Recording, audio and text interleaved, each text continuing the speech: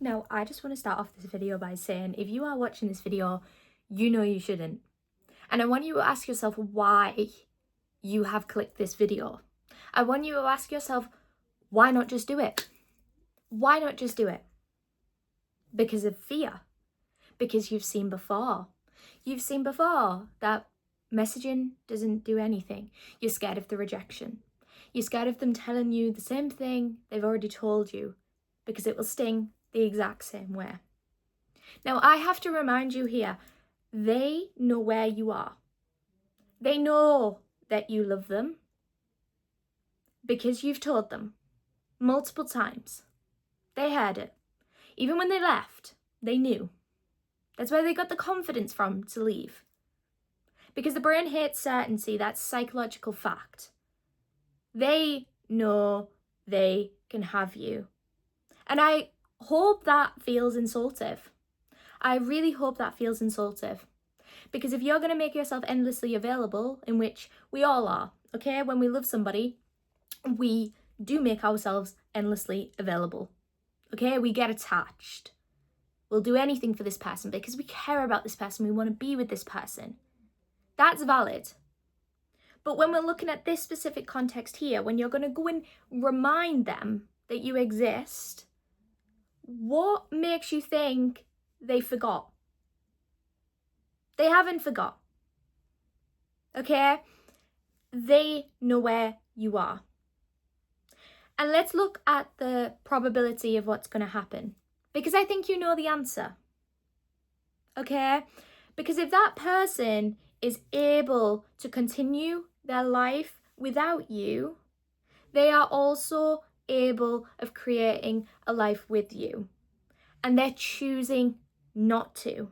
And we must get so literal with that right now. If your words were to work, they would have worked. We know that, okay? We have spoke many words. We have said many things. We tried to convince them not to go, and they still did. Now, I know there's the thoughts in your head, what about if things have changed, and what about if things are different? So why are we in the same position? My question is, if things were different with you, why are you still contemplating making the same choices that you did at the breakup? To chase, to plead, to try and convince. Okay? They don't want to be with the same version they left. Otherwise, they wouldn't have left it. You don't want to be with the same version of them that left. Because they left. Now, stay with me on this one. If you go and display the same predictable behaviours that they expect from you, they've seen countless times, you are not able to hold your self-respect. You are not able to keep away. Are they going to look and think, this relationship will be different because this person's different, therefore the dynamic will be different? No, because the person ain't different. So they're going to be learning the same lesson twice. Show them you're different through your actions and not your words. You can go and write a big long message about how much you've learned and how much you appreciate them and how much you want to get back together and how much things will be different, and if you just give me a chance to show you. What are you showing them? What are you showing them? You are exactly the same. Now, you have to stay very strong-minded here because I know it's very difficult. Just one message, just remind them that I'm here. What about if they forget about me? Would the love of your life forget about you? Would somebody who you are meant to be with forget about you? If you are that easily forgettable, after everything you've done for that person, good luck to them in remembering anybody. You have to give yourself the credit for what you've already done. And sometimes the answer is not giving more. It's allowing that person to really understand what they have lost. But they only will understand that when they lose it.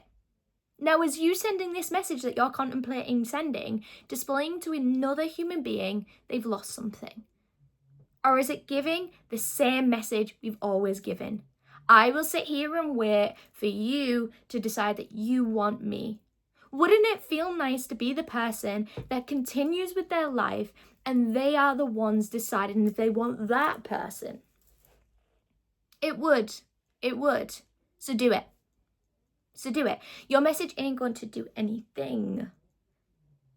If your messages was going to do something, it would have done it.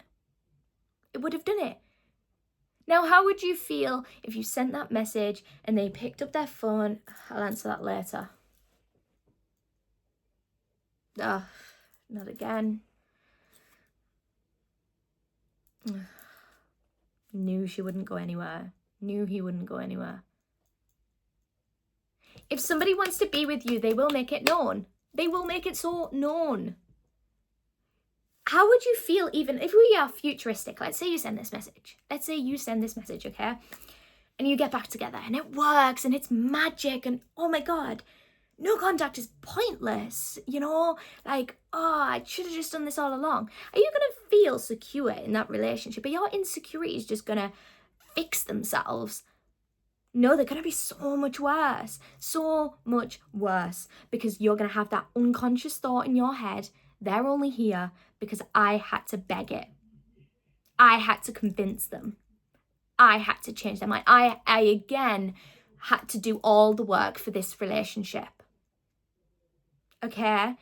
You need to remember they are able to message and they're not. They're not. Okay? And I know it's so difficult. It's so difficult. Okay? Because we love this person. We want to be with this person. It feels unbearable sitting in this uncertainty. But maybe the answer is what's right in front of you right now. Are they here now? Are they at your door pleading for you back? Are they sending you messages wanting to get you back?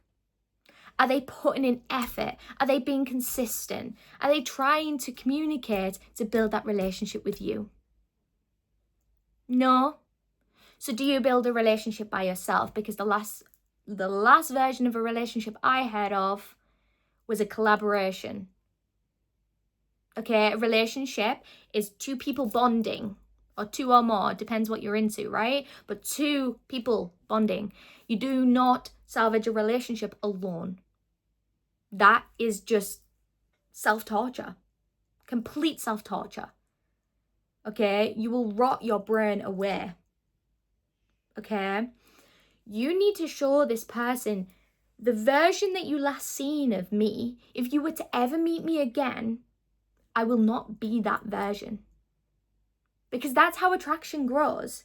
Unfortunately, at that breakup, the level of attraction had decreased. Okay? Not in your appearance, not in whatever it may be, but in your desirability, in your energy.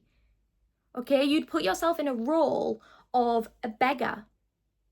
I need you. I need you. I need to be with you.